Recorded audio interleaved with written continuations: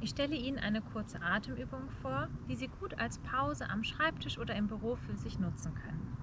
Setzen Sie sich dafür bequem hin, stellen Sie Ihre Füße auf dem Boden ab, Ihre Arme können Sie entweder auf den Armlehnen Ihres Stuhles oder auf Ihren Oberschenkel platzieren. Und wenn Sie eine angenehme Sitzposition gefunden haben, dann können Sie entweder Ihre Augen schließen oder einen Punkt vor sich fokussieren, wenn dies angenehmer für Sie sein sollte.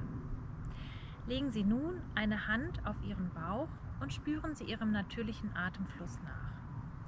Nehmen Sie wahr, wie sich Ihre Hand beim Einatmen auf Ihrem Bauch hebt und beim Ausatmen wieder senkt.